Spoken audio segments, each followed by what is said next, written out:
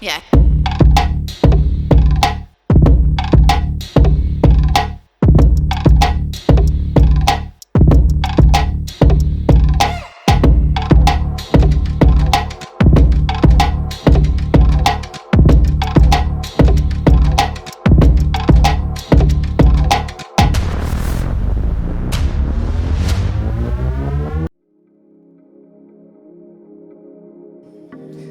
Greetings everyone, my name is Condescending and welcome back to Dizzy World.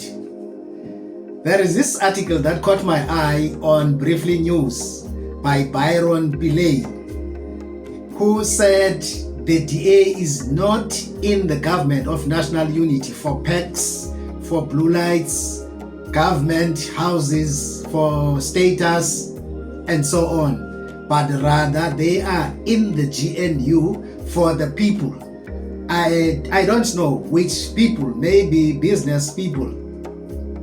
And this is according to the DA Federal Chairperson, Helen Zille, who weighed in on the future of the DA in the GNU. Apparently, the DA's continued participation in the GNU is uncertain following the rejection of the 2025 fiscal framework, and now the DA Federal Council or Executive will decide whether they stay or go.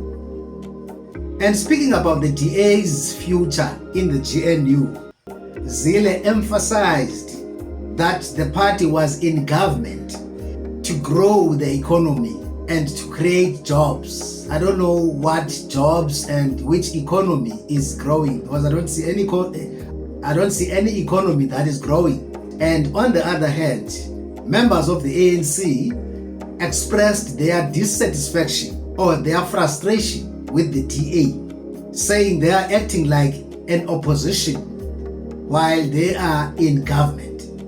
ANC Secretary General Mr. Fikile Mbalula warned that the GNU could be reconfigured. And I'm sure many of us will remember that word or that term, reconfiguration. It happened recently in the ANC. So it looks like now it's going to happen in the GNU. And he expressed unhappiness with the DA's rejection of the 2025 fiscal framework. And the finance minister, Enoch Godongwana, also expressed his unhappiness with the DA. Apparently, many people in the ANC now are unhappy with the DA. I don't know what's going on. Saying the party sent a letter to President Cyril Ramaphosa saying they would only support the VAT increase if the Expropriation Act, the Bella Act, the NHI are scrapped. Not because they are concerned about the poor, but because they don't want change. Finance Minister Mr. Enoch Godongwana expressed his unhappiness with the DA, saying that they sent a letter to President Cyril Ramaphosa saying they would support the VAT increase. So they were not opposed to VAT increase, provided that the president or the ANC scraps the Bella Act, NHI, Expropriation Act, laws that have already been signed and sealed, that have got nothing to do with the 2025 fiscal framework. So they look like opportunists to me and not negotiating in good faith. And on Friday, which is yesterday, I saw John Steenhuisen in KZN for the Phoenix by-elections, looking shaken and humble as a lamb. It was the first time I saw him looking like that. Apparently not sure about his future in the government of national unity. not sure about the blue lights. And when asked about his future in the GNU, this is what he said. And he also acknowledged the receipt of the letter from big business, apparently big business, asking him and President Ramaphosa to make the GNU work. I don't know what to make work. I don't know what is working in the GNU, because nothing is working in the GNU. Secondly, we will obviously proceed with that. Whether we stay in the GNU or not, that is a matter for the federal executive to decide. We had an initial FedEx on over the course of Thursday and Friday, but we have not made a decision one way or the other, and the FedEx will continue to meet and assess the current situation. I did receive a letter from business people who are rightly concerned about the future of the country, because the other options on the table are very difficult options. There could be a minority government, which will then live from parliamentary sitting to parliamentary sitting, and every single item on the order paper will become like the fiscal framework was, where there will be horse trading and uncertainty about whether there is a majority. That's no way to run a government. And so we need to make sure that whatever we're doing, it's to make sure that we're acting in the best interest of the country. And I have no doubt that the federal executive, when it applies its mind, obviously waiting to see the events or how events unfold, the federal executive will make that decision at the appropriate time, and then we, as the persons in government, will deploy that. So I can't answer your question whether we're in or out yet. At this stage, we're waiting to see how things unfold. But we did receive a letter from business, indeed, and I think we've seen the market's reaction to a government without the DA. R1 trillion wiped off the JSE just as a result of a market reaction to a potential that the DA would no longer be in government. And so I do think that careful thought needs to be given to the next steps, and that cool heads need to prevail. And I think that we need to sit down rationally and try and find a way through this. And good people, please, let's not forget to like, share, and subscribe to the channel. And let's proceed. And for me, it looks like the founders of the GNU, that is big business, their funders, still wants them to continue. I don't know, continue doing what? Because ANC and the DA are two diametrically apart. The DA opposes everything that the ANC stands for.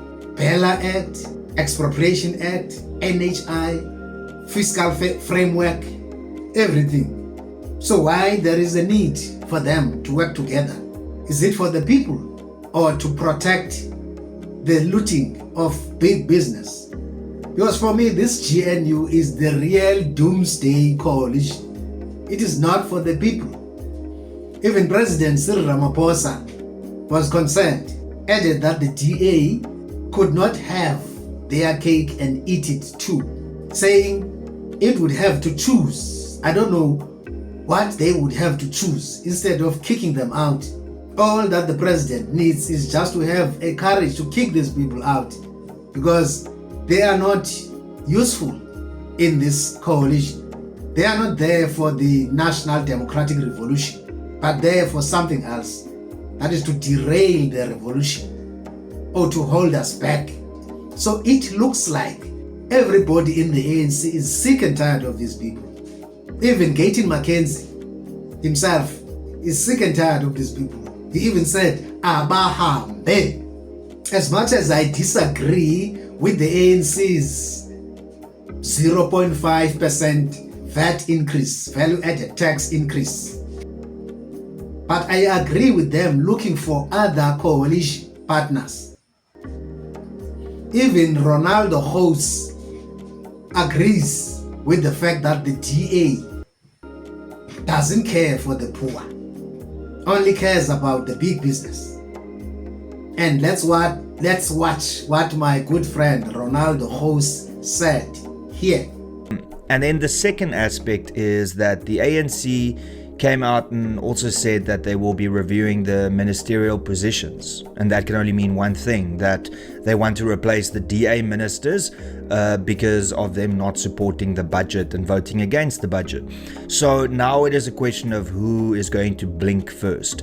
The tactic here, according to the DA, is that if they get kicked out, they can say, well, look, we tried everything in our ability to remain in the GNU and to make this work for South Africa, but eventually the ANC kicked us out.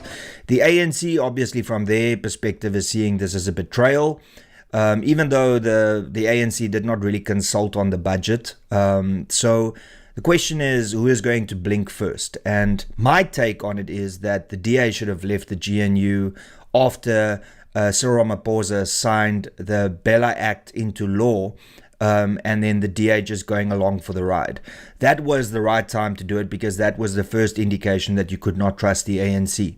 Instead, they waited for 3 other things after that to happen, which is the NHI, Expropriation Act, and of course the budget, where they were just completely shut out of it and the recommendations that they made weren't considered. Just on that, by the way, don't think that the DA is all clean in this VAT discussion.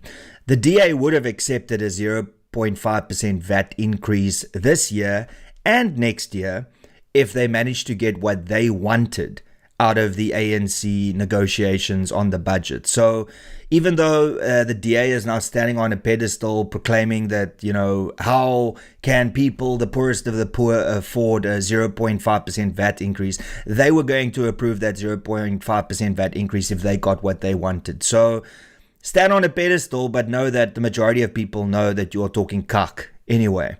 And now on US tariffs, President Trump has imposed what he called reciprocal tariffs to dozens of countries around the world, including 30% to South Africa, doubling down on South Africa doing bad things to Afrikaners, fake news. And they know that the only problem that we have in South Africa is white big business / political elite, the exclusion of black people, exclusion of black majority in the economy. And responding on the imposition of the tariffs on Thursday, President Ramaphosa said unilaterally imposed and punitive tariffs are a concern. He noted that tariffs serves as a barrier to trade and shared prosperity, and further said that we remain committed to a mutually fair and beneficial trade relationship with the US. And now Mr. Thembisile Fakude, who is the director of Africa-Asia Dialogue, said on SABC News, car manufacturing and agricultural products could be negatively impacted by these tariffs. He also said that he thinks America is undermining the power of China, which is likely to use this to their own advantage because they are hungry and thirsty for the African goods and services. And also positive was the Agri-SA CEO, Johan Kutze, who seemed positive and relaxed about the whole issue, saying South Africa is a strategic partner in the world economy. And he thinks we're gonna be fine. We can negotiate our way out of this situation because President Trump is a businessman. What he wants is business. And lastly, for me, the DA does not add value in the National Democratic Revolution, the NDR. The ANC should not be beating around the bush, just kick them out and look for like-minded partners or parties to work with to carry the revolution forward. and free our people. And good people, this is how we come to the end of today's episode. Please like, share, comment, and subscribe to the channel. And see you in the next one. Cheers.